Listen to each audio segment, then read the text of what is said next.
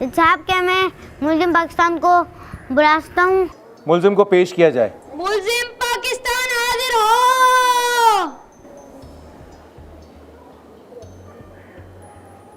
जज साहब मैं गवाहान को बुलाना चाहूँगा। आपका पहला गवाह कौन है? मेरा पहला गवाह एक गरीब सब्जी फरोश है। सब्जी फरोश को कटहरे में बुलाया जाए। सब्जी फरोश हाजिर हो।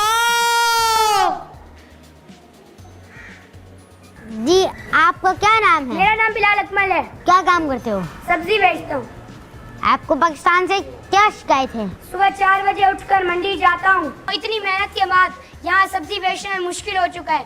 कभी कोई आता है ठेला उलट देता है, कभी कोई भत्ते लेने आ जाता है, कभी हड़ताल, कभी लॉकडाउन, बस यही होता रहता है। हमारे बड़े पाकिस्तान को नेमत समझ कर आए थे, पर यहाँ तो सिर्फ अमीरों के मजे, गरीब का कोई नहीं। गरीब का कोई नहीं, कमजोर का कोई नहीं। जुल्म का निज़ाम है, ना बिजली है, ना पानी है, ना सेहत है, ना तालीम है, कुछ भी तो नहीं दे रहा हमें ये पाकिस्तान। कहाँ जाए, कौन गरीब की सुनेगा, कौन ये जुल्म। जी आप जज साहब सुनिए आपने गरीब की दास्तान।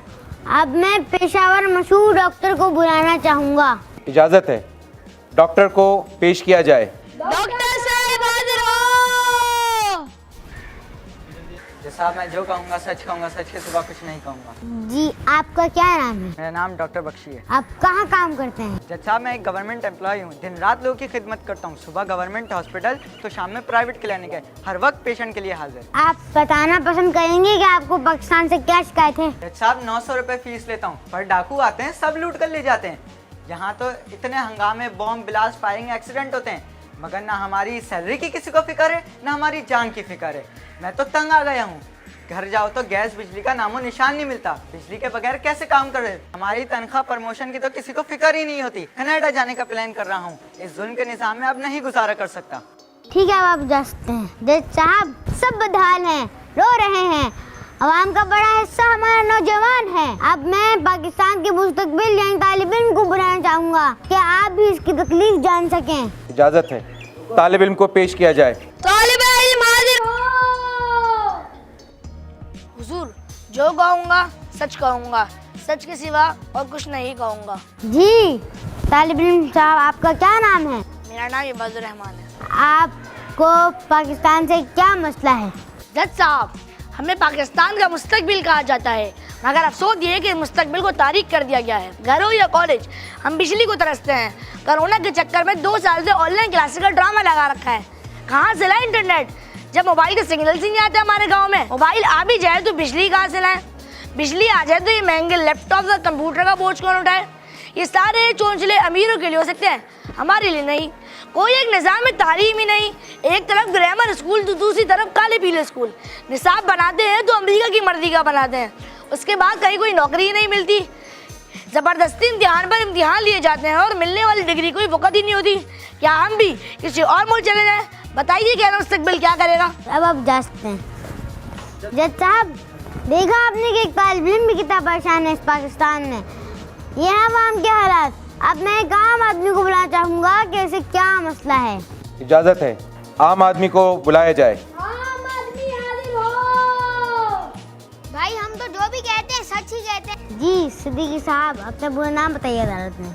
मेरा नाम ताहिर अहमद सिद्दीकी है। आप कब से यहाँ के शहरी हैं? भाई कभी गिना नहीं है, लेकिन 60 तो हो गया है। आपको पाकिस्तान से क्या शिकायत है? जज साहब यहाँ पर पाकिस्तान में बहुत ज्यादा महंगाइयाँ हैं। हर चीज पर टैक्स लगा हुआ है, हर चीज की कीमत दिन पर दिन बढ़ती जा रही। दाल, चीनी, आटा हर चीज महंगी है। कभी 2 रुपए की रोटी मिलती थी, अब 20 रुपए की हो चुकी है। एक आम आदमी करे तो क्या करे? पेट्रोल की कीमत तो हर 15 दिन पर बढ़ती जा रही है। दूसरा मसला ये है क्या? बेरोजगारी। यहाँ पर पढ़े लिखे मास्टर्स, PhD नौजवान बेरोजगार सड़कों पर फिर रहे हैं। जज साहब बिजली तो आती नहीं, लेकिन बिल भारी किस्म का आ जाता है। नलकों में पानी आता नहीं, लेकिन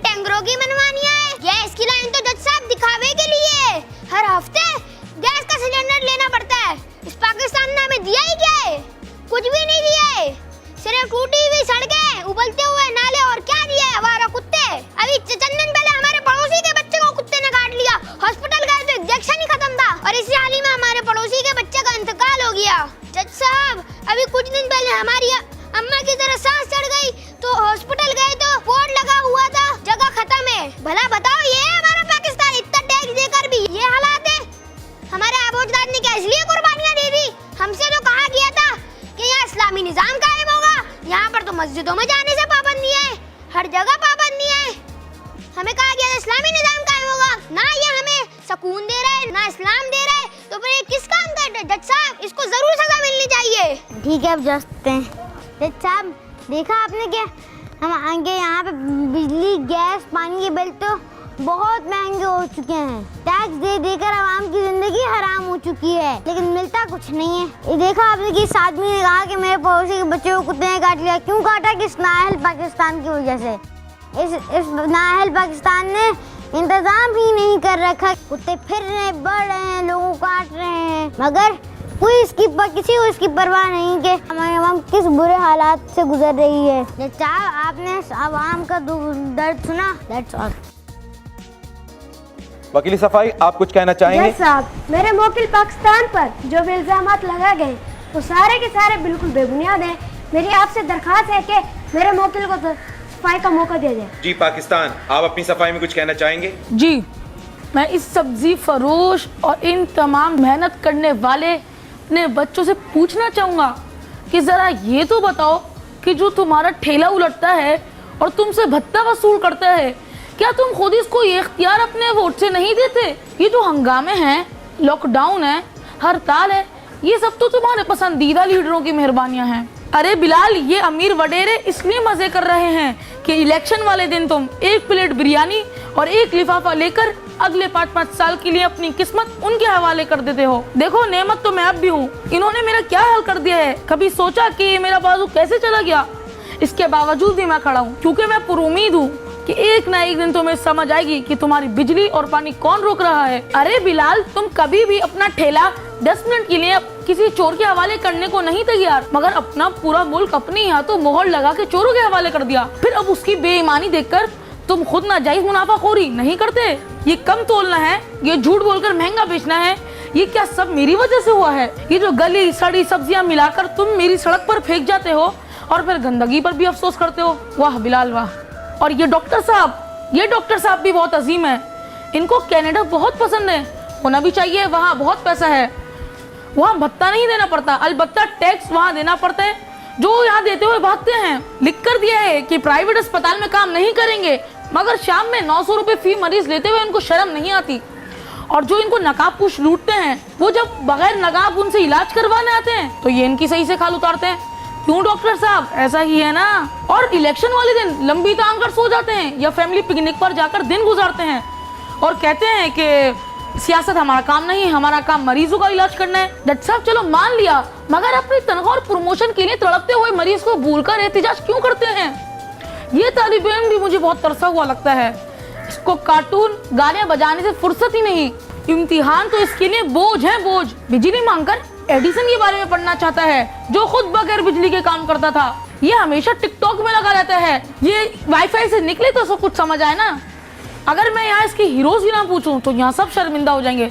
इसको ये नहीं मालूम कि अब्दुल कदीर खान कौन था, इसको ये नहीं मालूम कि इनके हुसूल क्या, क्यों, किस लिए किया जाता था। फीस वाकई बढ़ गई है, निसाब बाकी अमेरिका का है, मगर इसके वालिदैन भी तो यही चाहते हैं। महंगे स्कूलों में पढ़ाने का शौक है, तालीम को स्टेटस का मसला बना दिया है। जिनके हाथों में तालीम का पूरा निजाम है वो तो सब गुलाम है, और ये गुलाम 22 करोड़ आवाम पर चेहरे बदल बदल कर हुक्मरानी कर रहे हैं, और ये सब बेवकूफ बन रहे हैं। अब चलते हैं इस आम आदमी की तरफ, जो वाकई बहुत बेचारा, वाकई बहुत मजलूम है। इसको ये तो याद है कि रोटी महंगी हो गई है, पानी और गैस बहरान है, मगर जिन लोगों ने इसके नाम कर्ज लिए वो तो इसके हम जबान और हम नस्ल थे।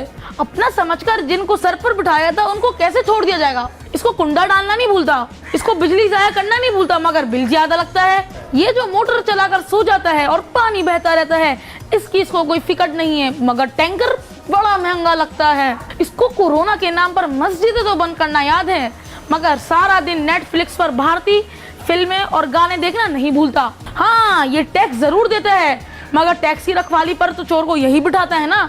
तो रोना कैसा और इल्जाम मुझ पर कैसा जज साहब, जब इसको आज तक यही समझ नहीं आया कि इसके मसले चोर नहीं, दियानतदार, ईमानदार, दीनदार लोग ही हल कर सकते हैं, तो ये भला कौन सी अदल की बात करता है? जब सरकारी अस्पताल में इसका इलाज मुफ्त हो रहा होता है तो क्यों ये प्राइवेट अस्पताल को आबाद करता है? इसलिए ना वहाँ सहूलत नहीं मिलती तो जिसने सहूलत छुपाई है या खाई है वो, ये तो इसको अपना लीडर मानता है। जज साहब, सच तो ये है कि पाकिस्तान जैसी नेमत दुनिया भर में कहीं नहीं। ये जो 22 करोड़ आवाम बटी हुई है, मुख्तलिफ खानों में है, जब तक ये अपने आप को एक पाकिस्तानी नहीं खिलाएंगे जब तक कुछ भी नहीं होगा। और 5 साल में तो एक बार वोट देने का मौका आता है जिसमें से 70 लोग निकलते ही नहीं। 2% वडेरे हैं जिनके हाथों में मुल्क की तकदीर खेल रही है।